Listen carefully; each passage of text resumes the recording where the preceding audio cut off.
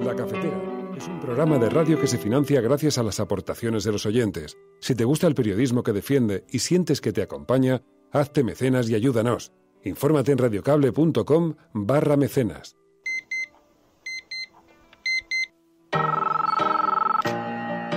Son las 8:30 de la mañana.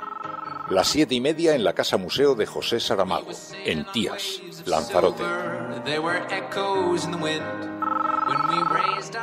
Buenos días, mundo. ¿Quieres un café? En el programa La Cafetera de Radio Cable.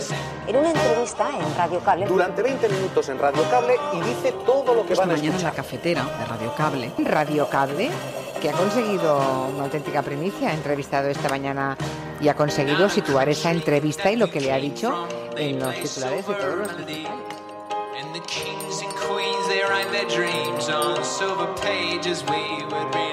La Cafetera de radiocable.com. Dirige Fernando Berlín. M'ho ha dit a mi, però ho ha dit públicament, per tant no desvetllo cap secret professional, diguem-ne, que ell farà el que consideri més convenient per la causa que ell defensa. I si considera que és més convenient quedar-se a fora per poder mantenir un relat, es quedarà fora. Però si ell considera que pot ser més convenient per fer petar aquesta cafetera a pressió venint aquí i fer-se detenir i fer-se empresonar, té la valentia suficient per fer-ho. Lo que consideramos que se debe hacer por parte del presidente del Parlamento de Cataluña es o bien desconvoca el pleno mañana o bien se le vuelve a avisar de las consecuencias penales que tendría desoír la resolución del Tribunal Constitucional y validar cualquier tipo de investidura telemática o por persona interpuesta. De esto puede hablar con su predecesora Forcadell y a lo mejor le cuenta el por qué dio la espantada y abandonó el megáfono de que todos se arriesgaran cuando ya haya tirado la toalla. Hay otra opción, que es que el independentismo designe a otro candidato. A propósito del Tribunal Constitucional y el Gobierno, no sé si conocen una película de Tom Cruise que habla de un llamativo cuerpo policial, los precogs. Son capaces de prever delitos antes de que los delitos se produzcan. Las distopías y la ciencia ficción tienen mucho interés. Es llamativo que en nuestro país muchos juristas de diferente, digamos, pelaje ideológico, conservadores, progresistas, digamos, les ha llamado la atención que cuando un recurso solicita admisión o inadmisión a trámite, nos encontremos con que el Tribunal Constitucional, que como ustedes saben es una institución determinante para el funcionamiento de las garantías constitucionales y de nuestra democracia, conteste algo que no se le ha preguntado específicamente. Y creo que esto ha llamado la atención a mucha gente. El Constitucional de vez en cuando devuelve a la política catalana la realidad. Y entonces le dice, oiga ustedes, que es que esto, la realidad es esta.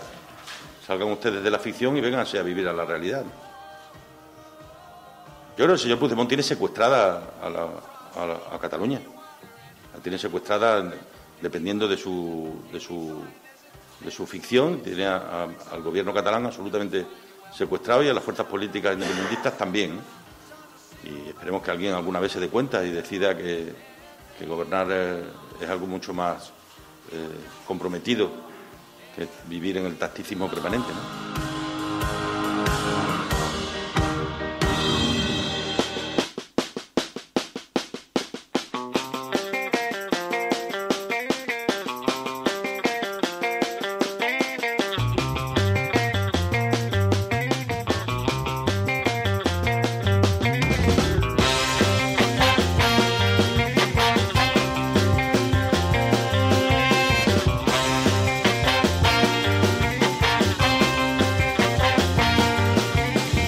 Buenos días, cafetera, bienvenidos una mañana más a este programa, un espacio en el que tratamos de analizar qué es lo que está ocurriendo a nuestro alrededor en este mundo tan complejo, tan convulso, cada vez más necesitado de explicaciones. Rodrigo Martínez, buenos días. Ismael Ruiz, Seoán, Olga, David Quirós, Antonio I, Daviriete, Galgo Callejero, buenos días. Jorge Villena son nuestro cuerpo de analistas, LSM, Gonzalo, Nuria, Borreando, tantos y tantas amigas que se suman a este programa a esta hora. Son nuestro cuerpo de analistas, nuestro CIS particular con el que tomamos la temperatura a la ciudadanía y al descontento ciudadano.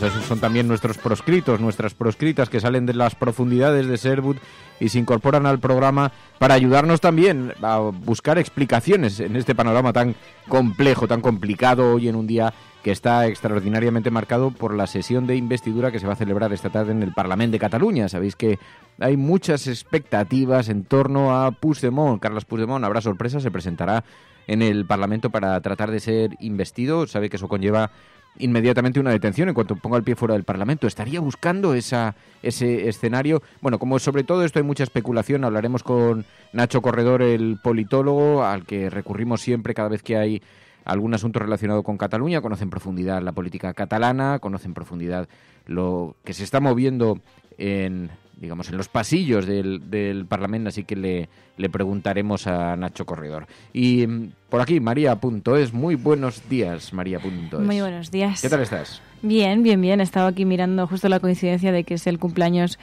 del rey Felipe VI, justo el día de una investidura en la que se va a cuestionar, entre otras muchas cosas, la monarquía española. Claro, porque Felipe VI cumple años, hoy las portadas de los periódicos saludan y felicitan tan magno evento y en un día en el que, como dice María, vamos a asistir a la investidura del nuevo presidente del Parlamento, del nuevo presidente de la Generalitat Catalana. Y claro, hay dudas sobre quién será el candidato, pero sea quien sea, es verdad que el proceso que se puso en marcha, el proceso de declaración unilateral de independencia, tenía dos planos, como hemos hablado en este programa en otras ocasiones. Por una parte, sí, se especulaba con la separación de una parte del territorio del resto de España. Pero por otra parte, lo que estaba en debate era la república o la monarquía. Habida cuenta de que lo que se estaba votando el 1 de octubre era la república catalana. Así que dos debates que quedaron solapados, pero de una enorme trascendencia, y de ahí precisamente la participación del rey con aquella declaración institucional tan solemne, tan seria, tan grave, que justificaba en buena medida la aplicación del artículo 155. Bueno, pues hoy el rey cumple años, el modelo de Estado. Felicidades, Majestad, dice el periódico ABC, la madurez del rey constitucional, dice el periódico El Mundo. El rey vuelve 6 meses después a una Cataluña bloqueada, dice el periódico La Razón, así que es también el asunto de portada. Bueno, os pedimos que nos ayudéis a analizarlo y para eso hay un hashtag que es el que vamos a utilizar para comentar. Uno de esos hashtags maravillosos elegidos por el grupo hashtag Almohadilla la Cafetera Investiduda. Almohadilla la Cafetera Investiduda. Que es... Bueno, ese es el debate, la asamblea paralela que se genera en las redes sociales en torno a ese hashtag. Ya es trending topic y no acaba más que empezar el programa. Os pedimos que lo utilicéis porque es lo que nos permite a nosotros seguir la conversación de una manera eficaz. Esto es La Cafetera. Si lo estás escuchando, eres la Resistencia y no estás sola.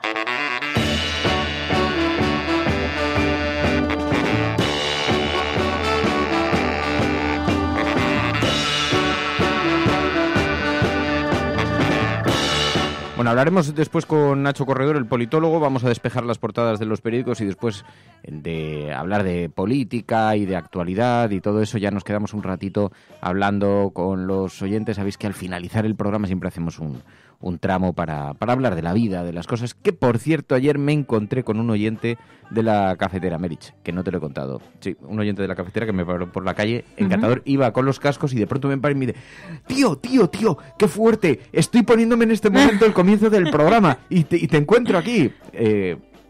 Maravilloso. Agustín, muchas gracias, Agustín, por el saludo. Luego lo cuento bien todo esto. Bueno, nos gusta mucho. Los cafeteros hacen cosas, los cafeteros son gente maja y nos gusta mucho cuando la gente de La Cafetera se nos acerca y nos hace ver ese soy la Resistencia, que se dice con la boca pequeñita, así disimulando en la comunidad, en la gran comunidad de La Cafetera. Bueno, tenemos jornadas por delante muy interesantes.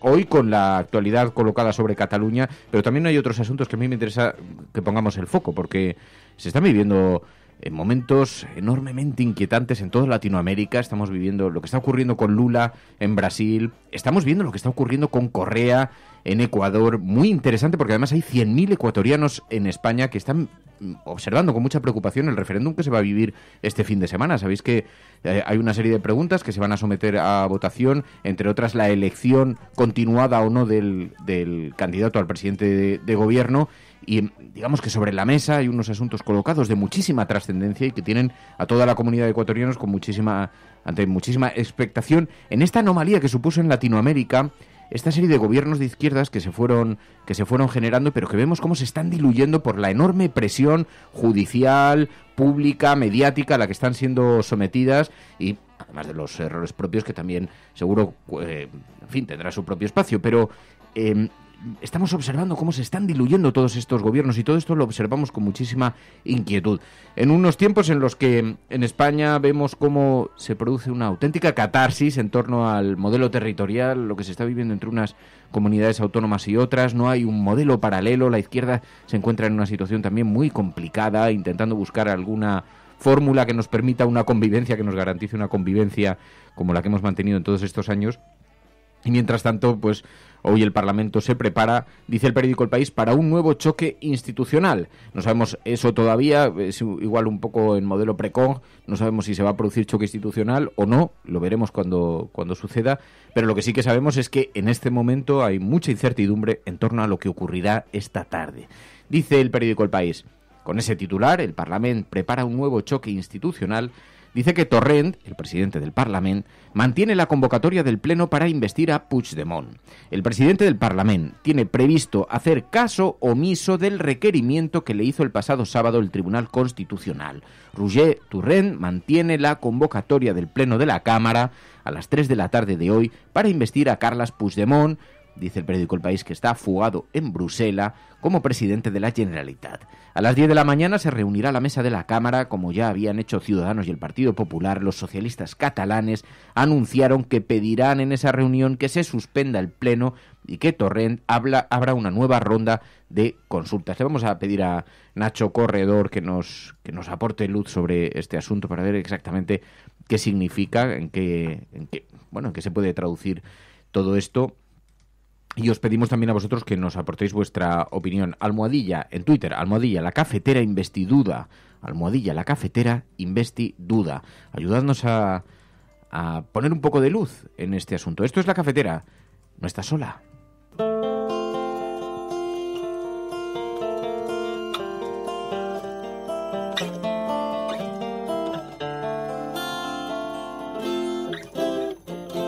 Ay, aquí hay un temazo también en la portada de los periódicos. No sé si te has dado cuenta, porque además saltó a través de las redes sociales primero. El pulsómetro deja al descubierto a las tropas. Una polémica enorme en Estados Unidos, porque los instrumentos que se utilizan para hacer ejercicio, que utilizan los soldados, y lo están utilizando en zonas de combate, claro, envía su posición GPS, por ejemplo, para calcular rutas, para hacer trayectos. Cuidado, que también ha sucedido en España, que ha dejado también al descubierto algunos de los instrumentos, todos los caminos que hay en la Zarzuela alrededor de la Casa del Rey por los que la gente va a correr, porque estos mapas son públicos, tú puedes hacer una ruta y entonces como llevas una pulsera que te mide o tu propio teléfono móvil que te mide las rutas por las que haces deporte y te calcula tiempos y te calcula pues todas estas cosas que hacéis los deportistas, pues entonces resulta que eso se publica en Internet y te permite decir, pues ayer estuve corriendo por el Parque del Oeste 6 kilómetros en esta ruta y tal, y entonces unas personas se comparte con otros en el mundo del running, que está muy de moda. Y entonces resulta que este pulsómetro ha dejado al descubierto cuáles son los circuitos por los que corren los soldados. Y claro, los soldados que están encerrados en bases militares, que no salen alrededor, corren alrededor del perímetro, de manera que si lo miras la foto por satélite y la cruzas con la foto de Google, que lo hace la propia aplicación, es decir, es de una sencillez pasmosa, te encuentras con que dibuja perfectamente el perímetro del lugar donde están ubicadas las tropas, así que ha dejado al descubierto un montón de bases.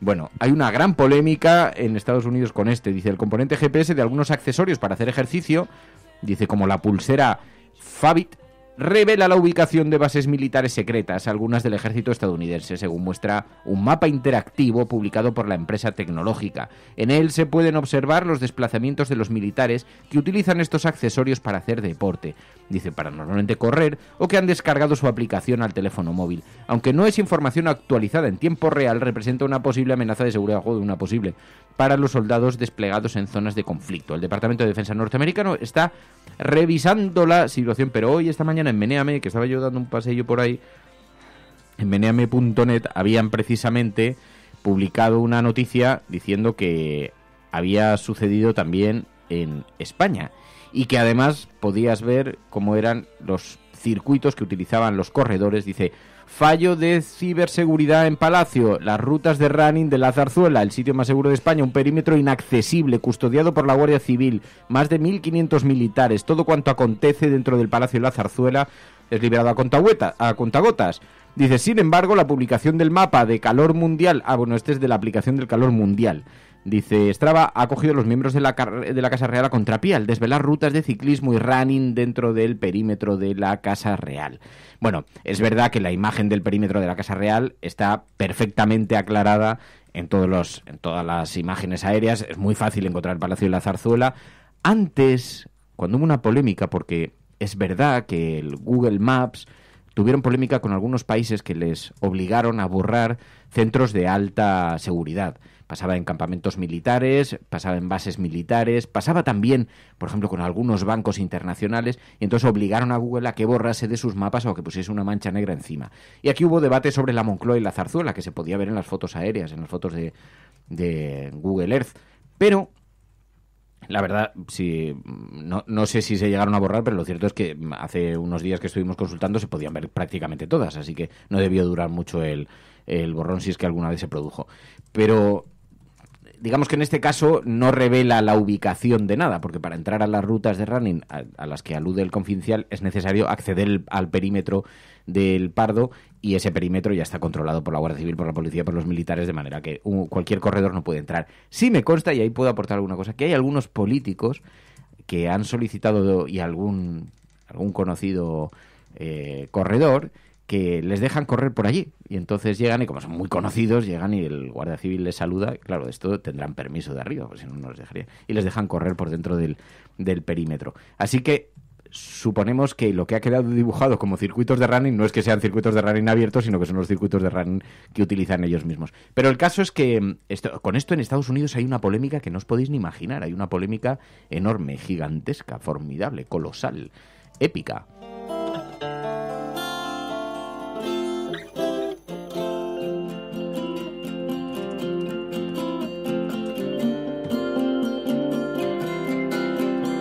There's nobody out there I've tried to live for the moment we're living our lives. Sí, luego comentaremos esa noticia también en un día en el que hemos conocido que la Fiscalía ha pedido el archivo de la causa contra el Partido Popular por destruir los ordenadores de Bárcenas con la Caja B, María. Sí, lo vemos en algunas portadas, como veremos, pero digamos que no ocupa el espacio, como por ejemplo ocupa en el ABC esa cara de Su Majestad, como dicen en esa portada, Su Majestad el Rey, que cumple 50 años. Pero bueno, veremos qué trascendencia tiene todo esto también. Sí, esa noticia, que es un pequeño destacado en la portada del periódico El Mundo. Caso ordenadores de Bárcenas. No es el caso de la financiación ilegal del Partido Popular, es la pieza de los ordenadores, la destrucción de los ordenadores. Dice el periódico El Mundo, en este pequeño destacado en la portada, el fiscal apela a la doctrina Botín para levantar al Partido Popular del banquillo, dice el periódico El Mundo en su portada. Pero es verdad, como dice María, para la dimensión, la importancia que tiene esta noticia, o lo que retrata, lo que representa para la política española, para esta catarsis que se está viviendo en torno a la corrupción, ocupa muy poquito espacio, nada que ver con lo que ocupa la madurez del rey constitucional, dice el periódico El Mundo, con una gran fotografía, con un gran dibujo, un retrato de Felipe VI. Dice, cumple hoy 50 años con el prestigio de la corona recuperado por su compromiso... Bueno, no voy a bromear con esto, iba a poner eco. Recuperado por su compromiso con la modernización de España y su memorable intervención del 3 de octubre frente al independentismo. Memorable, recuperado, prestigio. La verdad, no cabían más elogios en tan pocas frases. Dice, esto lo añado yo, con un poco de maldad. Un rey para su tiempo, el monarca que detuvo el golpe del 1 de octubre. Bueno, así se escribe la historia. ¿Qué pasará dentro de 25 años? Atentos a cómo leerán estas portadas los que hoy son niños pequeños, ¿no? Dice, un rey para su tiempo, el monarca que detuvo el golpe del 1 de octubre. Claro, cómo se van utilizando las palabras. Y dice, don Felipe despertó con su discurso a la sociedad civil, espérate que esto, de su letargo. Titular en la portada del periódico El Mundo. Voy a hablar. Un rey para su tiempo, el monarca que detuvo el golpe del 1 de octubre. Don Felipe despertó con su discurso a la sociedad civil de su letargo. SIC, periódico El Mundo. 2 pruebas de resistencia, Nos y el bloqueo político. La superación de ambos retos sirvió a los españoles para comprobar la entereza y determinación del rey. Portada del periódico El Mundo, ¿eh? Felipe VI o la continuidad de la monarquía. La monarquía permanecerá si es útil, si es un problema el pueblo la derribará, dice Luis María Ansón. Bueno, que el moderado en la portada del periódico El Mundo sea Luis María Ansón nos da una idea de lo que está ocurriendo en este país con... Madre mía, qué portada, necesito hacer un descanso. Esto es La Cafetera, si lo estás escuchando no estás sola.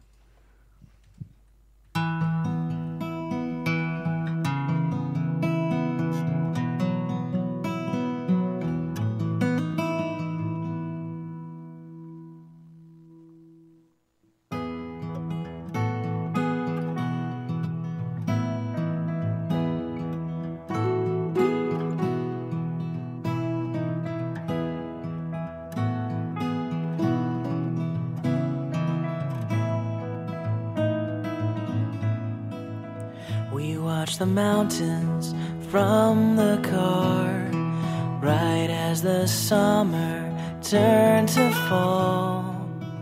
And I said, I wanna love like that, 1,000 feet tall.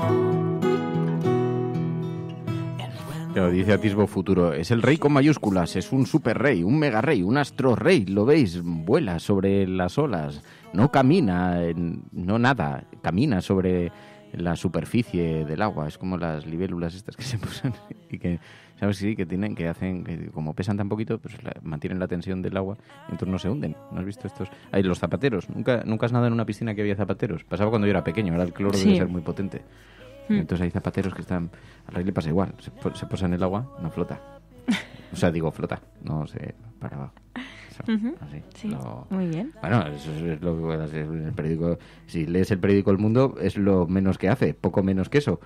Dice eso en el periódico El Mundo. En el ABC tiene una gran foto de... Pues un cincuentón interesante en su portada, que resulta que es el rey, vestido, eso sí, en la forma de rey. Felipe VI cumple hoy 50 años, lo celebra imponiendo a la princesa Leonor el toisón de oro que perteneció a don Juan. Que está bien, dice, voy a celebrar mi cumpleaños y le voy a dar el toisón de oro, que es la máxima, no sé, la máxima condecoración en este país a mi hija. Es una cosa así como para que... Porque además Leonor, oye, ¿Leonor es la que se quemó con la sopa ayer? Creo que sí. Sí, pues sí. Normal que le den un toisón de oro. Además esto está muy bien, lengua, que nos hablen de estas cosas mientras tenemos ahí una investidura en el Parlamento que cuestiona precisamente pues que esta gente esté pagada con dinero público. Ahora, a mí me sorprende la escasa capacidad para leer a la ciudadanía. Porque además es verdad, y en esto la película La Reina, de Queen, es una película maravillosa, donde la reina de Inglaterra se enfrenta a los problemas, a una colisión con la opinión pública. Pues mira, esta sería una buena, interesante película para el Videoforum Cafetero, porque se enfrenta de pronto con un choque con la opinión pública muy intenso, con la muerte de Diana de Gales. Y entonces la película retrata eso muy bien contado, de forma muy... Y de pronto se da cuenta que las encuestas en la opinión, entre la opinión pública y los medios de comunicación están empezando a cuestionar la monarquía, pero además de forma bastante salvaje. Y entonces hay un momento en la película en la que se acerca, no sé si a su marido o al primer ministro, y le pregunta, ¿qué es lo que está ocurriendo? Yo nunca me había sucedido una cosa como esta. Y en cierta forma lo que está retratando es que ha dejado de saber leer a los ciudadanos, ¿no? Porque en el tiempo moderno todo pasa demasiado deprisa y ella, la reina de Inglaterra, no tenía esos conceptos de tiempo tal y como... Bueno, es una película muy interesante, ¿eh? Si queréis un día la podemos comentar aquí en el programa, pero da la impresión de que está sucediendo un poco. Ya le pasó al rey cuando tuvo aquel accidente en la cacería, en el que se encontraba y tuvo que pedir disculpas después de una enorme presión mediática, social, de los ciudadanos cuestionando toda la monarquía. Pero en el día en el que tenemos el mayor dilema probablemente que va a vivir la democracia española en Cataluña, con la investidura de Puigdemont, en esta suerte de juego de gato y el ratón que se está viviendo, nos encontramos con que el rey está celebrando su cumpleaños y se autodan un toisón de oro a su propia hija. En fin, por justificado que esté en términos que yo no lo sé, porque no sé muy bien cómo funcionan estas cosas internas de la diplomacia monárquica y de la representatividad y de los premios estos que se dan y los toisones y los reconocimientos y todas estas cosas. El rey vuelve 6 meses después a una Cataluña bloqueada, dice el periódico La Razón. Prevé acudir en febrero al Mobile World en su primera visita tras la marcha por los atentados. El rey que aguantó el desafío, dice el editorial del periódico La Razón. Don Felipe, que hoy cumple 50 años, impondrá el toisón de oro a la infanta Leonor. En la imagen, ayer en Zarzuela. ¿Pero a quién se le habrá ocurrido semejante idea? Vamos a dar el toisón de oro coincidiendo con el 50 aniversario de mi cumpleaños, después de haber divulgado ese vídeo comiendo, en plena catarsis catalana, con todo el lío que tenemos montado, y le vamos a dar el toisón de oro a la niña. Yo, sinceramente, con todos los... Vamos, me parece una cosa como de una escasísima capacidad para leer lo que está entendiendo lo que está observando la ciudadanía.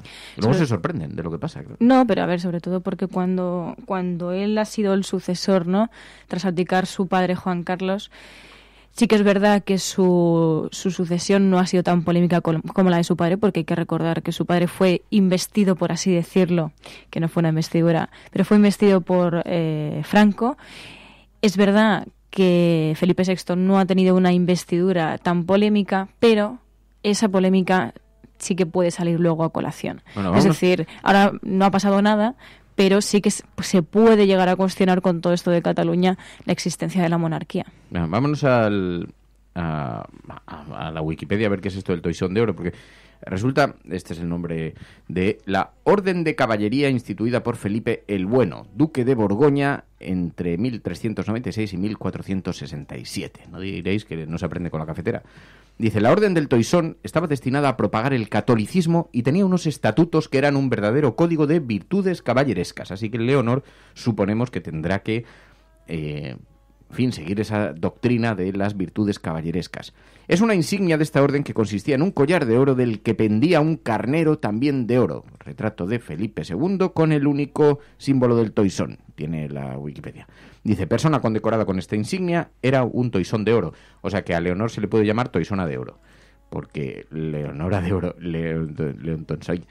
Y entonces dice, va a recibir esta alta distinción que otorga la corona española, collar de la Orden del Toisón de Oro. Y es un collar, pero un pedazo de oro que con esto se iban a poner más dientes. Mira, conozco a un señor que tiene muchos dientes así de... Con esto se podía hacer 6 dentaduras. Ay, Dios. Pero mira, es muy gordo, eso es una cosa así como... Impondrá hoy el collar de la insigne Orden del Toisón de Oro a su hija mayor, la princesa de Asturias, en una ceremonia que tendrá lugar en el Salón de Columnas del Palacio Real, a la que va a asistir la familia real al completo. Se trata del primer acto oficial que va a protagonizar la heredera al trono, Leonor de Borbón, aunque no se prevé que pronuncie ningún discurso. Habrá sorpresa, no os preocupéis, habrá discurso seguro, porque tiene que haber... No puede, bueno, no lo sé, porque si le han dado el toisón de oro tampoco se ve que haya una planificación muy bien pensada, pero dice, es una de las pocas órdenes de su clase vinculada a una familia reinante, no a un país y un territorio. No se trata, por tanto, de una condecoración de Estado, como la Orden de Carlos III, la Real Orden de Isabel la Católica o la del Mérito Civil, sino de una distinción vinculada a la Casa de Borbón. Felipe VI la recibió también. Dice, la princesa Leonor la va a recibir con 12 años, una edad muy similar a la de su padre cuando recibió este honor. Con 13 años firmó un real decreto el padre para que se le concediera el collar del toisón a su heredero. ¿Qué aspecto tiene el collar? Vamos a la parte interesante. Cada ejemplar, compuesto íntegramente por oro, cuesta alrededor de 50.000 eurazos. Y entonces es un collar gordo que te cagas de oro. No es una cadenita con un anillito abajo, no, es una especie de piezas entrelazadas entre ellas, bastante de bloques tipo dominó que van enlazándose, y debajo tiene una especie de cordero degollado o algo así que está pendiendo del toisón de oro. ¿Cuántas personas han recibido esta condecoración? Dice, durante el reinado de Juan Carlos I, solo una veintena de personalidades. Bueno, se les ha dado unas cuantas. Bueno, en fin, el toisón de oro premia la honorabilidad, los méritos y la buena conducta de sus receptores. O sea que cuando tu hijo se porta bien, yo cuando el pequeño Fer se porta bien le compro un sobre de cromos, cuando la princesa Leonor se toma la sopa le regalan un toisón de oro de 50.000 euros. Que son las cosas que tiene así la caballería, la realeza. Sí, es algo muy normal. Tan normal como la cena que nos presentaron. Sí, la comida de la sopa, que yo no... Bueno, en fin, ya lo comentamos ayer, pero Dice el periódico La Razón, Junts per Cat presiona para una investidura simbólica. Vamos a ver qué es lo que podemos esperar de esa investidura y lo vamos a hablar enseguida a continuación con Nacho Corredor, nuestro analista, ya desde una perspectiva política un poco más seria. Esto es La Cafetera, si lo estás escuchando, eres la Resistencia y no estás sola. Sigue con nosotros, vamos a relajarnos un poquito. Precious time, let's taste every moment, whatever the weather brings. We can't rewind, so let's grow slow together. And our children, years from now, they'll see the way you look at me, and they'll say, I wanna love like that, deep as the sea. And I'll walk your path if you walk mine. Let's make a life our own design. And with this vow, our bond is true. Bueno, pero anécdotas al margen, independientemente de lo que suceda hoy en la vida de Leonor y su toisón de oro y su familia y el padre que cumple años y todas estas cosas de la sociedad, hoy todos los focos informativos están colocados sobre Cataluña en esa sesión de investidura que se vivirá esta tarde en el Parlamento. Nacho Corredor, muy buenos días. Buenos días, Fernando, ¿cómo estáis? Estamos asistiendo con mucho interés a esta sesión de la tarde en la que hay tantas dudas sobre lo que puede ocurrir. Por la parte que suscita más interés, más curiosidad o más expectación, ¿tú crees que hay posibilidad de que se presente Puigdemont por sorpresa? Yo creo que las tres opciones que hay es la menos probable, ¿no? Si tuviéramos que anticipar qué tres cosas pueden pasar, yo diría que la primera es que aparezca Puigdemont, pero que en cualquier caso lo haría sabiendo que eso no tendría consecuencias jurídicas porque sería impugnada su investidura. Es verdad que en caso de hacer eso, en fin, el golpe de efecto y en fin, el ridículo que se haría desde el gobierno de España al no haber sabido controlar eso, pues sería grande, ¿no? La segunda posibilidad es que se celebre el pleno tal como está previsto y que otro diputado delegado lea el discurso por Puigdemont. Esta es la posibilidad que hace unos minutos ha filtrado Esquerra Republicana TV3, que está acordado entre los tres partidos independentistas. ¿Y qué sería? ¿Cómo? ¿En qué consistiría? Pues sería que el presidente del Parlamento inicia la sesión y dice, tiene la palabra el señor Carles Puigdemont. Y el señor Puigdemont no se presenta, sino que se levanta otro diputado y lee el discurso por él. Sería la fórmula telemática de la que tanto se ha hablado. Según TV3, se ha acordado hacer esto, pero otros medios de comunicación como RAC-U dicen que no, y he estado ahora con Ana Pastor debatiendo en Twitter y ella misma lo que ha comentado en público es que hay uno de los partidos políticos que lo niega. Si queréis pongo un paréntesis, estaba previsto que en caso de que esta fórmula se lleve adelante fuera un diputado que se llama Eusebi Campadrós el que leyera el discurso, y según ha informado RAC-U hace unos minutos, esta noche ha entrado la Guardia Civil en casa de este diputado, no sé con qué argumento, pero lo acaba de decir la radio, ¿no?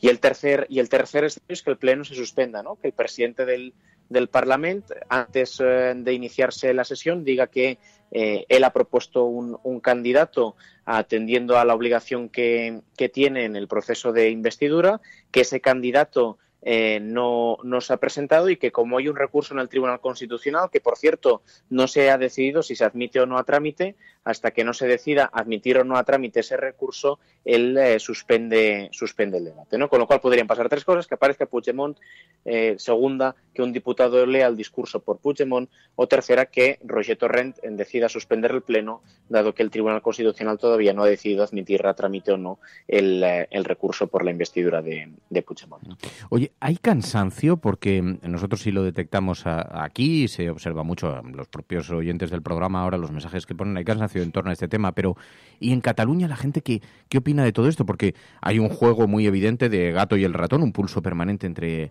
Cataluña y el Gobierno de Madrid, pero esto, no sé, ¿hasta qué punto está afectando a la opinión pública?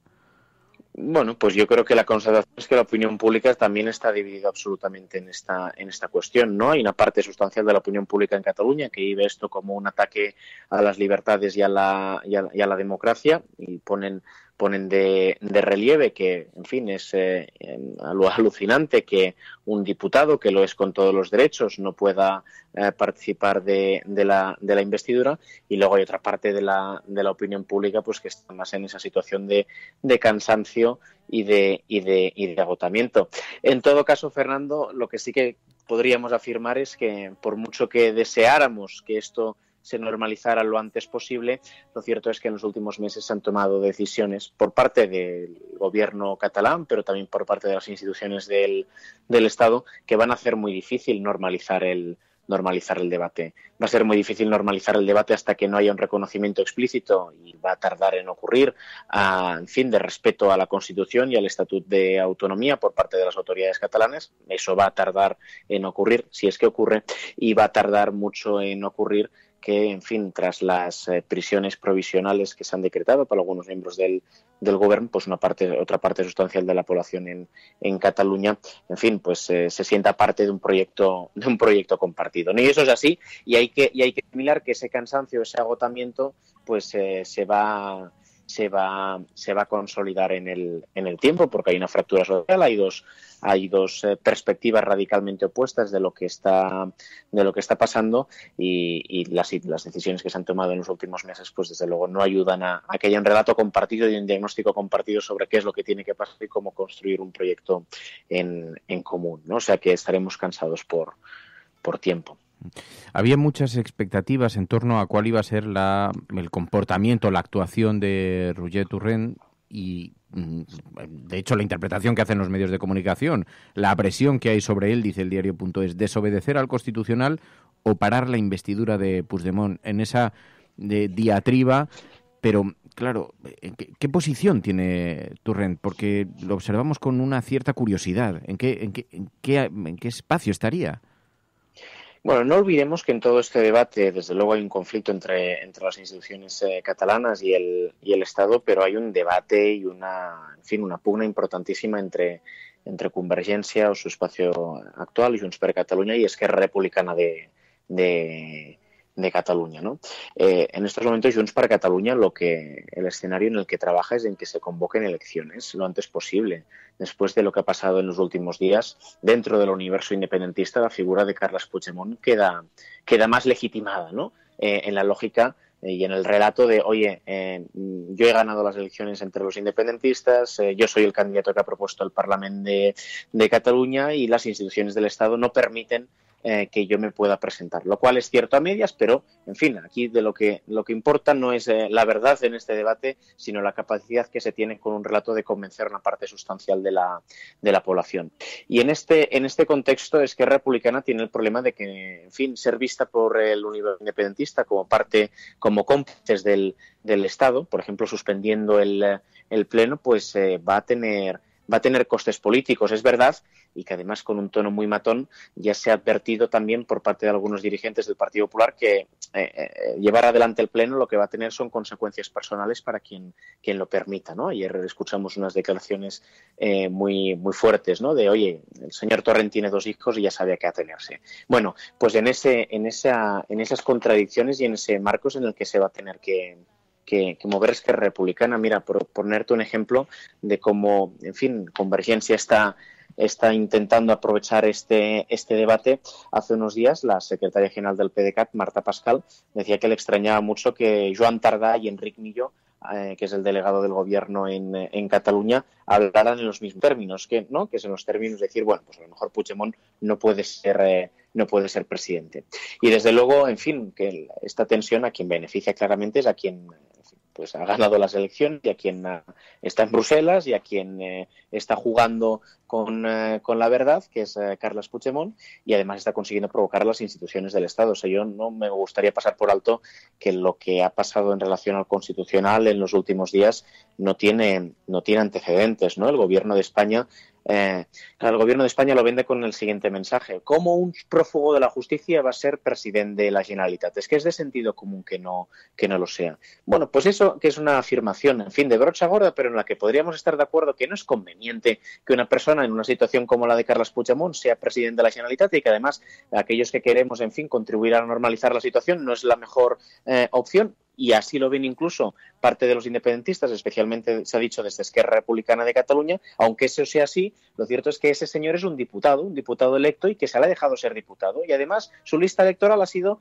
la que ha tenido la capacidad de conseguir más apoyos en el Parlamento. Y el Gobierno de España, ante la posibilidad de que se intente una investidura telemática, es decir, antes de que ocurra un hecho, impugnar al Tribunal Constitucional y no permitir que eso sea posible, diciendo que ya no es que no sea posible que participe en la investidura de forma telemática, sino que, en palabras de la vicepresidenta del Gobierno, aunque fuera presencial, tampoco podría ser presidente de la Generalitat. Bueno, pues todo esto, al final, a quien da la razón o a quien contribuye a dar la razón es a la estrategia de los independentistas. Yo siempre recuerdo cómo quienes pusieron sobre la mesa la necesidad de hacer un referéndum, que no fue la gente de Convergencia, sino que fue gente externa, y que lo que quería precisamente era que Convergencia por primera vez se tuviera que mojar y tuviera que hacer frente a sus contradicciones y tuviera que saltarse la ley. El mismo argumento que decían para Convergencia: oye, el referéndum sirve para poner a Convergencia delante de un espejo y ver si van en serio o no, decían, bueno, y todo este proceso nuestro de lo que va es de poner en un espejo a España y a ver si, con el pretexto de la unidad de España, se degradan su sistema institucional. Y lo cierto es que están pasando cosas en los últimos días que van en esa dirección, y sería la peor noticia para aquellos que queremos compartir un proyecto en común, ¿no? De tal manera que Carles Puigdemont y Mariano Rajoy podríamos decir que, están encantados de haberse conocido. Vemos en la portada de Infolibre, dice: los soberanistas se asoman a la fractura interna mientras debaten si acatan o no al Constitucional. ¿Hay fractura interna? ¿Hay posible fractura interna? Sí. De hecho, lo que comentábamos antes, TV3 sale esta mañana diciendo que hay un acuerdo entre los partidos independentistas para la investidura telemática. RACU, que es la emisora más escuchada, dice que ese acuerdo no existe. Y luego, cuando he puesto la noticia, oye, que RACU dice que no en Twitter, dicen a Pastores que hay un partido, por lo menos, que dice que no es así. Bueno, aquí los partidos están filtrando interesadamente si hay acuerdo o no hay acuerdo. Porque lo cierto es que, insisto, tiene consecuencias políticas que no haya acuerdo, sobre todo quién es el responsable de que no haya acuerdo. Eso puede tener consecuencias para Esquerra Republicana de Cataluña, pero también tiene consecuencias personales. Y desde luego lo que tiene son consecuencias a medio plazo, ¿no? Que hoy se intente reventar de nuevo el marco constitucional, al final lo que alarga es la aplicación del artículo 155 y en Cataluña no hay autogobierno. Y desde luego hay una parálisis institucional en general. Mira, Esquerra Republicana de Cataluña, la otro día con un periodista catalán, era la apuesta política o la apuesta para hacer política en Cataluña en los próximos años. Y Junts per Catalunya era la apuesta para seguir, con el simbolismo los próximos años. Si Esquerra Republicana, que por cierto no ganó en relación a Junts per Catalunya por 10.000 votos, es decir, por casi nada, hubiera ganado las elecciones y hubiera tenido la batuta, muy probablemente hoy la dinámica sería otra. Ya lo han explicitado y nos dicen los de Esquerra, es que lo importante ahora mismo no es bloquear las instituciones, lo importante ahora mismo es recuperar las instituciones y lo importante ahora mismo es consolidar una mayoría social que no tenemos. Mientras que la lógica de Junts per Catalunya y de Carles Puigdemont se basan en la legitimidad de su espacio político, y de oye, no, de lo que se trata ahora es de restituir a nuestro gobierno, sabiendo que probablemente eso no vaya a ocurrir, pero sabiendo es la estrategia que les puede consolidar dentro del espacio hegemónico nacionalista, que es, la pugna que ha condicionado la vida en política en Cataluña, por lo menos en la última década. Pues Nacho Corredor, ¿no? ¿Tú crees que no es probable, aunque posible, pero no probable que aparezca Puigdemont, ¿no? Nos decías. Sobre todo porque que aparezca Puigdemont no serviría para que fuera investido, teniendo en cuenta que el Constitucional ya ha dicho, oigan, Puigdemont puede ser investido. Le ha dicho a Soraya Sáenz de Santamaría, sí, Puigdemont puede ser investido. Para que sea investido tiene que entregarse a las autoridades judiciales y las autoridades judiciales tienen que autorizar su presencia en el Pleno. Por cierto, hay antecedentes en el País Vasco con un candidato de Herri Batasuna al que se le autoriza la presencia en el Pleno. Pero que hoy Puigdemont aparezca por sorpresa, digamos que contribuye al efecto simbólico, pero tiene como consecuencia precisamente la cosa que él quiso evitar yéndose a Bruselas, que es una entrada en prisión. Con lo cual, si uno atiende pues al discurso que ha hecho en los últimos días de oye, hay que garantizar que yo sea inmune, hay que garantizar que yo no entre en prisión y, por cierto, yo me fui a Bruselas precisamente para evitar este escenario, no tiene ningún sentido que, no habiendo ningún margen para que pueda tener consecuencias jurídicas su presencia por sorpresa en el Pleno del Parlamento, él se presente allí, ¿no? Con lo cual, digamos, desde la perspectiva de los incentivos personales, uno podría pensar eso. Y además, cuando han preguntado, por ejemplo, en TV3, en alguna ocasión, a votantes de Junts per Catalunya, ¿qué creen usted que tiene que hacer Carles Puigdemont?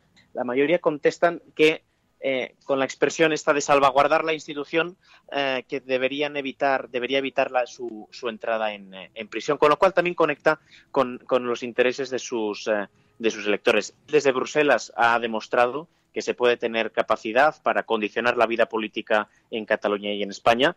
Bueno, podríamos afirmar perfectamente que, de hecho, él está dejando en ridículo por el mundo y eso para el proyecto independentista pues seguramente tenga mucho sentido y muy probablemente desde prisión no lo podría hacer. La duda, en cualquier caso, es si todo esto va a una repetición de elecciones para consolidar su figura, para consolidar su espacio electoral, o si no es necesario, si Esquerra Republicana finalmente, pues en fin, contribuye a que cualquier otro candidato de Junts per Catalunya sea investido presidente, porque no olvidemos, y con esto acabo, que damos por hecho que se va a seguir el procedimiento de investidura en el cual, si no hay un candidato, en fin, se nos acuerda la investidura a un candidato en X días, si el 1 de abril no hubiera candidato, siguiendo el procedimiento se tendrían que convocar elecciones, pero no olvidemos que la autonomía en Cataluña está intervenida a través del artículo 155 y que el Gobierno de España podría decidir alargar ad eternum el 155 y no convocar elecciones, ¿no? Por tanto, es muy arriesgado también querer, en fin, forzar la repetición electoral y lo que, atendiendo a incentivos, en principio uno podría decir que el escenario óptimo para todos los independentistas sería que en algún momento de aquí al 1 de abril se acordara un candidato seguramente de Junts per Catalunya. No, lo que da la impresión es de que todos han decidido que esto se puede cronificar sin mayor problema, ¿no? Mantener una situación latente, porque desde luego lo que no vemos es ninguna perspectiva de solución, por lo menos a corto plazo, de introducir algún elemento que permita, desde luego todo lo que se ha hablado de la reforma constitucional, de todo esto, en este momento es toda una ensoñación que a lo mejor en un futuro se da, pero en este momento parece muy, muy, muy improbable cualquier movimiento que pueda ayudar a destensar definitivamente Cataluña, ¿no? Nacho Corredor, te lo agradezco muchísimo, Nacho, estamos en contacto, cuídate mucho. Un abrazo, Fernando, que vaya muy bien. Adiós. Chao. Es algo que todos sabemos de algún modo, pero que puede que nadie te haya explicado nunca. Si tú a tu hijo antes de una carrera le dices, te vas a caer, tú no vales para esto, ese niño se va a caer. No hay más opciones, porque le has hecho creer que es posible. Y hay algo que le empuja a cumplir la profecía. Pero si en lugar de eso a ese mismo niño le dices, corre, vuela, no te detengas, y si te caes, aquí estoy para levantarte, ese niño jugará mejor que si nunca le hubieras dicho nada. Hay una responsabilidad ineludible en cómo hablamos, en cómo tratamos a los demás, porque nuestras palabras tienen un poder más grande de lo que nunca hubiéramos imaginado. Cada día tienes la opción de cortar las alas de los demás, hablando del miedo y de la incertidumbre. O puedes dejar que tus palabras les empujen hacia sus metas, confiando en la capacidad infinita que hay dentro de todo ser humano. Se conoce como efecto Pigmalión y funciona en cualquier momento de nuestras vidas.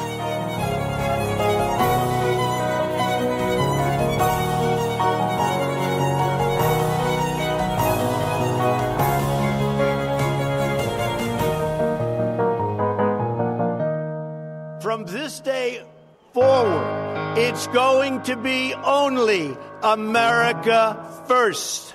America first. ¿Hemos hecho historia? El cielo no se toma por consenso, el cielo se toma por asalto. En la confrontación electoral venezolana entre una oposición. Yes, we can. Yes, we did. Bueno, yo creo en la democracia y por tanto yo creo... No, hombre, no era instructora. No, hombre, no. Es que no tienes ni idea. El enemigo es Daesh, el terrorismo yihadista. Cuando nosotros decimos que vamos a bajar los impuestos todavía más que ahora, tenemos credibilidad. Más allá de la agenda setting, está la agenda de los oyentes de la cafetera. Buenos días, cafetera. Parece lo que les pasa es que no sale el referéndum como ellos quieren. Entonces la lección sería: no hagas un referéndum si no lo vas a ganar. Que es la única salida al problema territorial. La verdad es que no creamos en la democracia. En lo que empezamos a no creer es en las encuestas. Que conozco votantes de Izquierda Unida que estarían dispuestos a votar. Tu colaboración es importante. Ayúdanos retuiteando la dirección de este programa. Hagamos que se nos oiga. Hagamos que se nos conozca. Radiocable.com. Hola, cafetera. Una pregunta para si hay algún abogado en la audiencia. La decisión del juez de no pedir la extradición de Puigdemont, ¿eso no sería prevaricación? Cualquier otro supuesto delincuente que esté en Europa, que se sepa dónde está, ¿no se ejecutaría esa orden de extradición? No sé qué es lo que pasa, porque es diferente.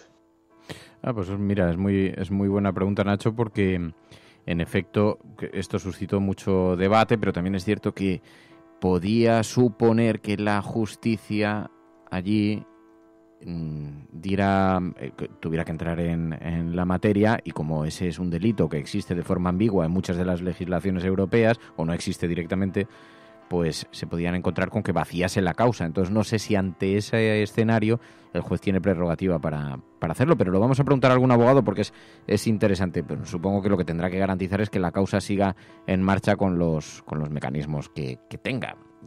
Pero planteas un dilema que es muy interesante. Bueno, esto en lo que se refiere a Cataluña en todo caso, pero sabéis que la agenda cafetera tiene como objeto no solamente dar la voz a los oyentes, sino también que los oyentes propongan temas que son los que queréis que ocupen un lugar en la agenda de actualidad y que los periódicos no llevan siempre en el espacio que merecen. Así que vais enviando noticias a lo largo del programa y estas van siendo recogidas por María, que tiene una buena batería de ellas. María. Empezamos yéndonos hasta Francia, porque nos habéis enviado una información que tiene que ver con las fake news, ¿no? Y es una información que publicaba El Salto Diario y hace, digamos, todo un análisis, ¿no?, sobre las fake news, y en el caso concreto de Francia. Dice que el gobierno francés prepara una ley para penalizar la publicación de noticias falsas en las redes sociales. Y se preguntan si representará este polémico texto una amenaza para la libertad de expresión. Entonces, analizándolo, dicen: en Francia, la ley de 1881 sobre la libertad de prensa ya penaliza la publicación de noticias falsas divulgadas con mala fe, con una multa máxima de 45.000 euros, aunque esta legislación se aplica en todo tipo de publicaciones, tanto en papel como en Internet. Las informaciones tóxicas o difamatorias son sancionadas en contadas ocasiones. Y entonces explican que estas restricciones que quieren implantar ahora solo irán destinadas a las redes sociales y a las publicaciones en Internet. En cambio, dicen, no afectarán a los diarios en papel, las cadenas de televisión ni las emisoras de radio, que suponen, dice, el 90% de los medios.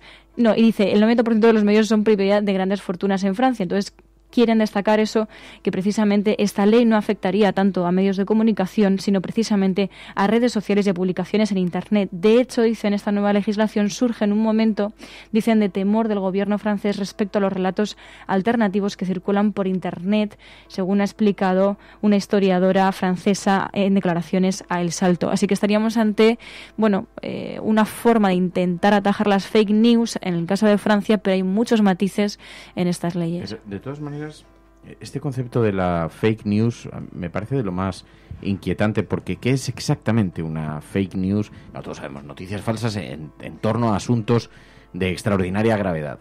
Pero se pone como ejemplo lo que ha ocurrido en Cataluña y se habla pues todo el asunto este de los bots rusos y la propaganda rusa, la contrapropaganda. Pero en realidad el relato que habrían servido es el contrarrelato que estaban pretendiendo colocar los medios de comunicación españoles. Es decir, los medios de comunicación en España hablaban de golpe de Estado. Uh-huh. Y el resto, bueno, los supuestos relatos que hacían los bots y Russia Today, según toda esta teorización que se ha hecho en torno a ese asunto, lo que contaban era que Puigdemont quería hacer un referéndum democrático que va en contra de la legislación española tal y como la conocemos. ¿Qué es más fake news de las dos cosas que acabo de contar?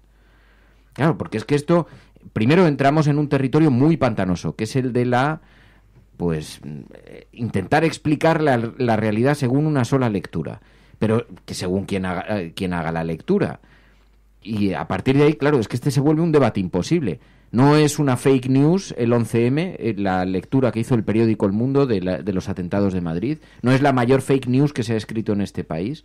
No lo es la propia forma en la que se contó el GAL, que contó una parte concreta del GAL, pero no contó todas las actuaciones anteriores de el GAL, dejando en una impunidad absoluta, por ejemplo, a la UCD. Eso no es una fake news, es decir, la mirada interesada solo sobre un aspecto concreto de la actualidad, dejando desenfocado el resto. Eso no es una fake news, tampoco no es una fake news lo que están practicando el 90% de los medios de comunicación en España. Claro, una ley contra las fake news se lleva por delante a la prensa española. No es una fake news el día Depende que sabemos... de dónde las apliques, si las aplicas solo a las redes sociales. Claro, pero es que es de... Bueno, pero los medios también tienen cuentas en las redes sociales, quiero decir pero entonces, ¿pero qué vas a perseguir como fake news exactamente? Que alguien me dé un ejemplo. Hubo violencia en Cataluña el día 1 de octubre y lo dice Human Rights Watch. Lo podrá decir Russia Today, lo podrá decir quien quiera decirlo. Y para eso envían a un delegado de Human Rights Watch sobre el terreno a recopilar las imágenes solo de protagonistas directos que se hayan tomado en esos días en los casos de violencia. Y hace un dossier que debería hacer que se le cayera la cara de vergüenza al gobierno español. Bueno, hasta el momento solo han reconocido. Y ayer, ojo que fue el 1 de octubre, y ayer reconocieron que había habido un herido. Este es el reconocimiento del gobierno español público. Entonces, ¿quién lanza las fake news? Es que acabamos de escuchar a María Dolores de Cospedal diciendo que ellos son garantía de que bajan los impuestos, pero no solo eso, es que María Dolores de Cospedal fue la que cogió una papeleta y dijo: esta papeleta que tengo en la mano es un contrato de trabajo. Significa un contrato de trabajo, la papeleta del Partido Popular. ¿Qué es una fake news? Las intervenciones de Esperanza Aguirre en televisión. ¿Qué es una fake news? ¿OK Diario? ¿Qué es una fake news? Pues es que, claro, es que se pueden llevar por delante... A ver, todos sabemos lo que es una fake news porque... No sí, todos lo sabemos. Los que están tratando de legislar no tienen... Claro, a ver, el problema es que igual quien quiera legislar o no lo tiene claro o no lo quiere tener claro porque solamente queremos las fake news que a nosotros nos interesan, ¿no? Pero yo creo que somos conscientes de lo que son las fake news. El problema...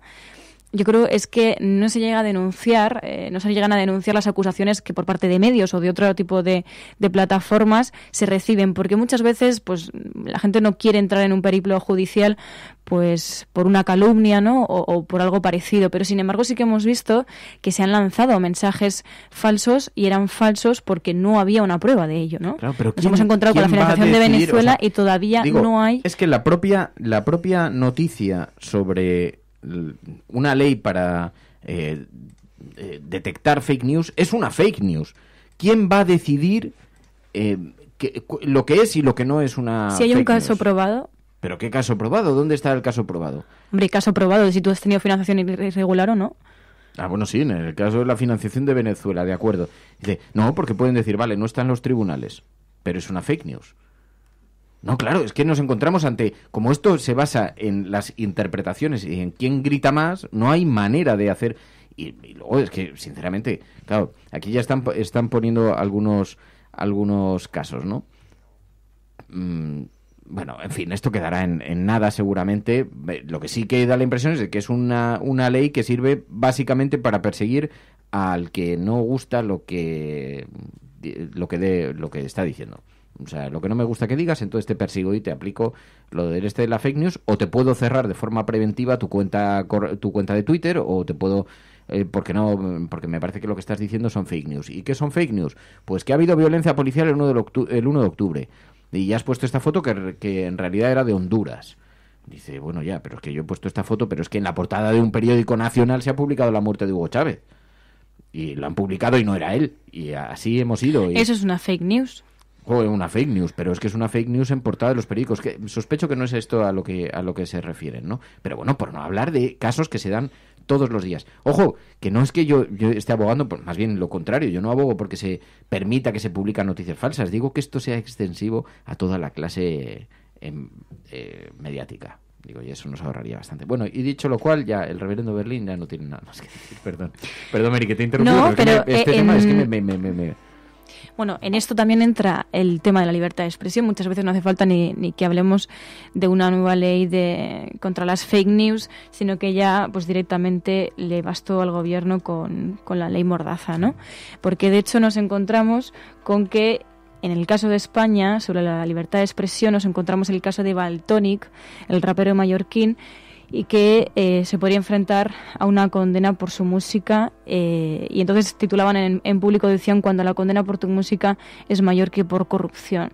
Y explicaban que el Tribunal Supremo decide este martes el futuro de Valtonyc, el rapero mallorquín, condenado a 3 años y 6 meses de prisión por el contenido de sus canciones. Explican que la Audiencia Nacional le consideró culpable de los delitos de enaltecimiento del terrorismo, calumnias e injurias graves a la corona, hoy el día del cumpleaños de Felipe VI, y amenazas al presidente del Círculo Balear, Jorge Campos. La sentencia señala que varias canciones del rapero dicen un indudable contenido laudatorio de las organizaciones terroristas ETA y Grapo, que justifican e incitan a la reiteración de las acciones violentas, y dicen que se vio un claro menosprecio y humillación a las víctimas del terrorismo. Sin embargo, el rapero mallorquín se defendió ante la audiencia diciendo que él solo era un poeta con interés de provocar con sus temas.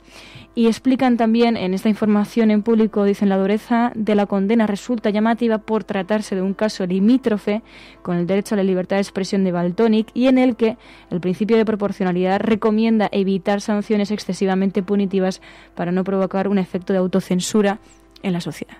Bueno, vamos a hacer un ejercicio que me ha parecido muy interesante y me va a servir además muy bien y muy intensamente para las tertulias. Os voy a pedir ayuda. Vamos a detectar fake news en la prensa convencionales, los que os acordéis, ¿no? Algunos ejemplos de los que acordéis. Entonces, hay un hashtag, #la cafetera investiduda. #la cafetera investiduda. Y entonces ponéis allí, caso de fake news. Por ejemplo, Hugo Chávez en la portada del periódico El País dado por muerto. Y con el link a la portada, que están en Google Imágenes, ahí encontráis todas estas portadas tan simbólicas. Pues la financiación de Podemos en Venezuela, por ejemplo, otra fake news, hasta que se demuestre lo contrario. A lo mejor algún día alguien consigue demostrar lo contrario en los tribunales, pero mientras tanto, bueno, ¿qué podemos dar como casos de fake news? O el caso de los titiriteros, se puede considerar una fake news. Apología del terrorismo de 2 titiriteros. Joder, más fake news que esa, allí no hubo apología. Entonces, os pido que nos ayudéis. Voy a recopilarlos y me los voy a imprimir. Y la próxima vez que alguien me hable de fake news, voy a decir, aquí están las fake news de los oyentes, elegidas por los oyentes de la cafetera. Esto hay que ponerle coto, efectivamente. Portada de periódico. El 11M estuvo detrás, Al-Qaeda y todas estas cosas, barbaridades que se llegaron a decir. Y entonces vamos a hacer una retaíla. #la cafetera investiduda. #la cafetera investiduda. Os pedimos que participéis en este ejercicio colectivo de lo que era una fake news. Entonces ponéis fake news, 2 puntos. El día que dijeron, no sé qué, no sé cuántos, seguro que eso se ocurre en un montón de ejemplos. No repitamos los ejemplos, que seguro que tenéis un buen número de materia. Por aquí preguntan si la recuperación económica también fue fake news. Bueno, podría considerarse también, ¿no? Que estamos en la Champions League de la economía. Eso es una fake news. Claro, pero eso son declaraciones políticas recogidas por los medios. Yo hablo más bien de informaciones publicadas en los medios. Aunque para crear un organismo de detección de fake news sería mucho más interesante crear un mecanismo de detección de falacias. Alguien lo sugirió ayer, que por cierto, Ana Pastor, te vamos a regalar esta idea para que lo hagas en el Objetivo, Ana, porque la idea es buenísima. Igual que se hace todo el fact check que hacéis, pues tenéis que hacer el falacia check. Porque la falacia es una forma de manipulación retórica. Por ejemplo, en lugar de contestar al dato, contestas contra la persona que está dando el dato, ¿no? Entonces, si alguien te dice, la economía ha caído y la precariedad ha caído o sea, ha crecido muchísimo y hay una desigualdad de un tanto por ciento, lo dice Intermon Oxfam. Y tú le contestas diciendo, bueno, lo dices tú que comes todos los días en un restaurante de más de 40 euros. Eso es una falacia ad hominem, por ejemplo. Y están categorizadas, hay un montón de tipos de falacia que consiste, cada una tiene una fórmula. Y entonces esto se utiliza todos los días en política, todos los días, la falacia. Y la falacia es una forma de esquivar, precisamente, y nos tenemos que entrenar para detectar las falacias, porque caemos todos en el jaja, qué cachondo, te han pillado. No, porque luego la repetimos también en nuestra vida diaria. Y la repetimos permanentemente cada vez que conversamos con algún amigo en un bar y tal. Entonces, pero la falacia checked, esto sería interesantísimo, porque además hay varios tipos de falacia. Hay unas que son las ad hominem, que son estas, que son más fáciles de detectar. Ahora luego vamos a patentarlo. No, pero bueno, que nosotros practicamos la solidaridad intercomunicacional y además como está muy bien, que es un programa que se dedica a eso, pues seguramente en el objetivo puedan podemos ponerlo hacer de consejeros en marcha. Están haciendo ahora, por cierto, que el otro programa que está haciendo Ana Pastor mira, sabes que hace un programa en La Sexta, ¿dónde estabas entonces? Y entonces allí, pues me ha enviado algunos vídeos, porque esta noche hay uno de ellos, entonces hoy van a tocar algunos temas. En los pueblos llegó un momento que se vieron solos los chicos, que solo se quedó uno en cada casa y ahí se moría un pueblo, ¿no? No pensábamos nunca lo que iba a pasar aquí. Pues estando en la maternidad donde trabajaba, me llamaban Galleguiña. Y entonces me comentó una monja y una comadrona, Galleguiña, mira, en este pueblo de montaña buscan hombres para casarse. Dice, a lo mejor tienes la oportunidad, un buen padre para tus hijos. Es que esta noche toca 1985, de la despenalización del aborto al atentado terrorista en El Descanso, el año en el que España superó los 3 millones de parados. Se legalizó parcialmente el aborto después de que el gobierno socialista aprobase una ley y entonces ese es el episodio de esta noche. Me había enviado a Ana algunos de los vídeos.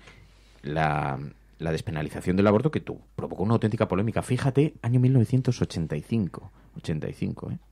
A mediados de los 80, miles de mujeres abortaban cada año en clínicas clandestinas. El riesgo de abortar era, primero, biológico, te podías morir o tener una esterilidad para toda tu vida, o una infección grave con ingreso hospitalario y con muchos problemas.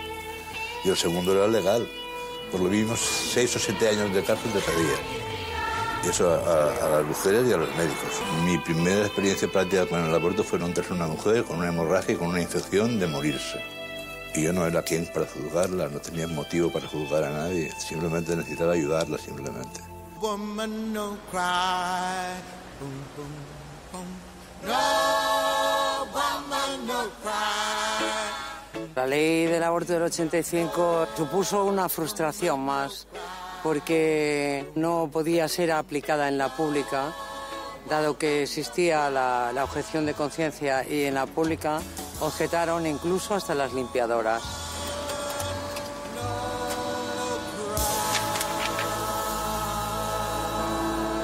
Esta noche en La Sexta. ¿Dónde estabas entonces? Van a hablar de aquella. Y fíjate el paso atrás que parecemos haber dado en algunas materias, ¿no? Bueno, yo el otro día vi el anterior y salía Spinette. Yo no sabía que Spinette tenía tantos años. Cuando yo luego lo veía, yo creo que lo veía luego por reposiciones. Por Dios, pero me hizo una ilusión como la persona que iba metida iba dentro de Spinette, y entonces explicaba cómo movía todo en ese momento y aluciné. Dice, hay veces que había una mano que, claro, no tenía con qué moverla, porque, claro, ya estaba moviendo la boca con una mano, el brazo con la otra mano, y decías, es que yo en la vida me hubiese fijado en eso. Pero bueno, Spinette ha formado parte de muchas vidas y ha formado parte de mi infancia. No, pero es que es lo que dices, Broker, que es que Spinette tiene 40 años. 40 años. Claro, yo le pillé ya madurito. Tú le pillaste madurito y con... Bueno, no tanto, ¿no? Perdona, Spinette... Porque igual le pillé yo con 10 años. ¿Cómo se dice? 10. ¿Lo viste en una reposición? No lo sé. Hombre, vamos yo sé que lo veía, ya te digo que lo años. veía. No sé si era reposición o cómo, pero si duró 40 años, pues lo pillé con 10 años, vamos. pero sí, me encantaba. Don Pimpón, ¿te acuerdas de Don Pimpón? Yo me acordaba mucho más de Spinette. Sí. Bueno, perdón, que te he interrumpido y entonces nos hemos salido. Ahora hablamos de Spinette. Voy a buscar precisamente... Chelo Vivares es como se llamaba la actriz que estaba en el interior de Spinette, que manejaba los mecanismos. Chelo Vivares. Pero ahora seguimos hablando de eso, que está muy bien, que me gusta a mí conectar con el pasado. Perdón. Bueno, pues no conectamos tanto con el pasado porque es algo más presente y un futuro próximo, y es que un tribunal decidirá el 6 de febrero, si se retira la orden de arresto contra Julian Assange. El fundador de Wikileaks solicitará este viernes, decían en Infolibre, a un tribunal londinense la retirada de la orden de arresto por la que lleva enclaustrado desde hace casi 6 años en la Embajada de Ecuador en Reino Unido y que podría abandonar finalmente si la Corte falla a su favor. Explicaban también que el tribunal ha anunciado que dictará sentencia, como decimos, el próximo 6 de febrero y aunque la Fiscalía sueca dio por cerrada la investigación, Reino Unido mantiene la orden de arresto contra el informático de 46 años que recientemente obtuvo la doble nacionalidad ecuatoriana y australiana por violar la fianza, y las autoridades británicas han advertido en numerosísimas ocasiones que Assange será detenido en el momento en que ponga un pie fuera de la legación. Así lo explicaban en Infolibre.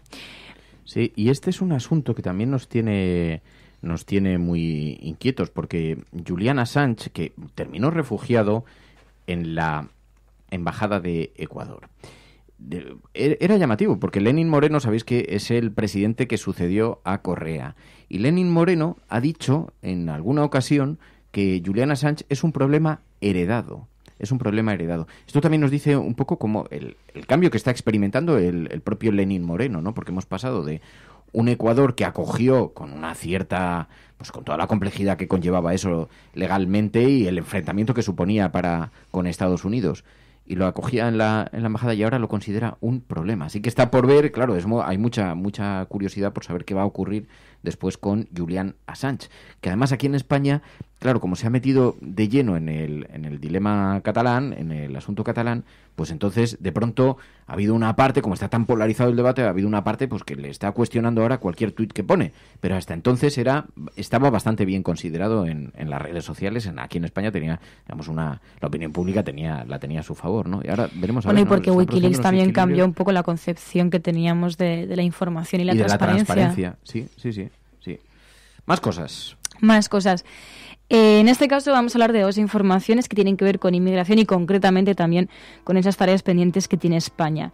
Una de ellas es que un familiar de las víctimas del Tarajal y las ONGs personadas como acusación popular critican el nuevo archivo del caso de las muertes de Ceuta. De hecho, la propia activista Elena Maneno, que mañana tomará declaración ante la justicia marroquí, decía: el auto es una burla más a las familias de las víctimas que llevan años pidiendo justicia. Y desde el Observatory Desk, que recurrían el archivo, decían: el juzgado tenía una estrategia que era no investigar para cerrar la causa de las muertes de Ceuta, y precisamente este archivo de la causa pues ha generado también mucha polémica en redes sociales y muchas quejas por parte de varios sectores, ¿no?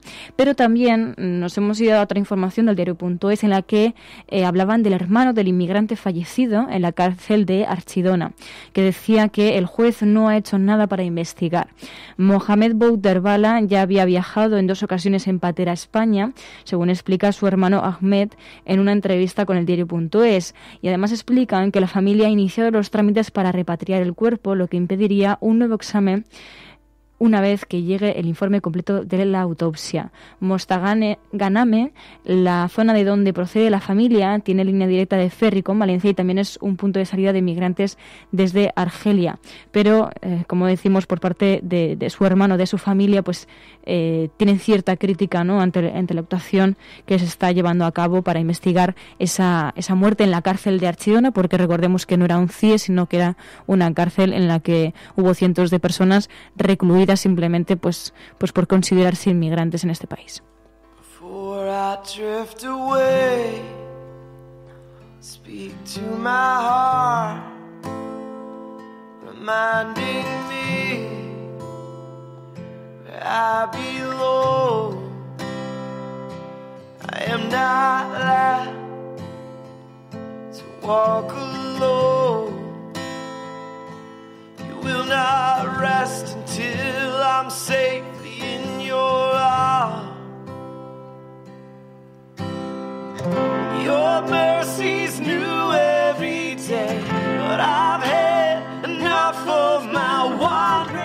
Es que además he dicho que la idea del falacia checked para Ana Pastor, que es una idea que tuvieron ayer en el chat de la Resistencia de Barcelona, que sabéis que hay varios grupos de WhatsApp y es una idea que se les ocurrió allí y es muy interesante. Se la voy a trasladar, Maese Ciprés, se la voy a trasladar a Ana Pastor porque yo creo que habría que hacerlo. Es que hay muchos tipos de falacia, hay 10 tipos de falacias que se llaman falacias lógicas y argumentativas, ¿no? Que son herramientas que se utilizan para intentar desprestigiar al de enfrente, intentar ganar una conversación, ¿no? Aunque en realidad lo que se están empleando son unas herramientas tramposas y pues entre ellas está la falacia ad hominem, que es la más conocida, pero luego hay otra, dice la falacia ad verecundiam, un argumento que apela a la autoridad o al prestigio de alguien para defender la conclusión, pero sin aportar razones que la justifiquen.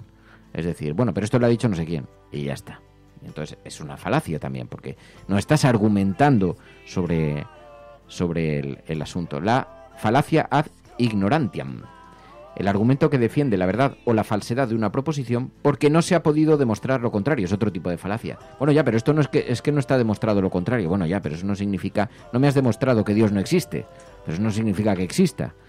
Bueno, no es el caso porque ahí entraríamos en otro debate que no pretendo. La falacia ad baculum, todo argumento que defiende una proposición basándose en la fuerza o la amenaza. Claro, esta es una falacia muy conocida. La falacia circular, todo argumento que defiende una conclusión que se verifica recíprocamente con la premisa, es decir, que justifica la veracidad de la premisa con la conclusión. Y entonces vas circularmente. No, pero esto es así porque como es así. Bueno, y la falacia del hombre de paja. Para rebatir los argumentos de un interlocutor se distorsiona su posición y luego lo que se refuta es la versión modificada, no el argumento original, ¿no? Bueno, pues son algunos tipos de falacias y es muy conveniente combatirlas. Ayer debatían sobre esto en el chat de Barcelona y estaba muy bien, estaba muy interesante porque es verdad que las falacias, pues... Bueno, os pedimos Almohadilla la Cafetera, investiduda, Almohadilla la Cafetera, investiduda. Es el hashtag con el que os hemos pedido también que pongáis... mira, Esquerra Republicana y la CUP, ¿cómo van a seguir cobrando el 3% de las empresas que quieran invertir en Tractoria y Tabarnia? Evitar la fuga de empresas, la compra de champán, langosta por Skype. Bueno, os pedimos que utilicéis ese hashtag. Si os ocurre alguna fake news que hayáis leído en la prensa, pues los participéis. Mary, ¿nos marchamos? Sí, estaba mirando el chat que dicen que va a hablar Roger Torrent, así que yo creo que tendremos una jornada muy larga hoy, así que bueno, mañana tendremos mucho para analizar. Mañana hablamos de lo que haya ocurrido en Cataluña, pero también con la mirada, como sabemos además. Bueno, habrá noticias interesantes seguro, pero tenemos muchos aspectos, muchos temas que tocar sobre los que podemos comentar. Esto es La Cafetera y si lo estás escuchando, no estás sola. Nos marchamos. Gracias a todas por vuestra compañía. Hasta mañana. Adiós, Mary. Adiós a todas. Your mercy's new every day, but I've had enough of my wandering.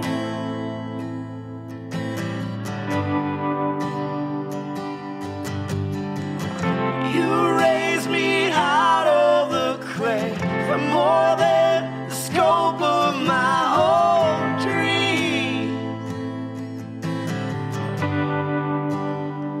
There's blood that speaks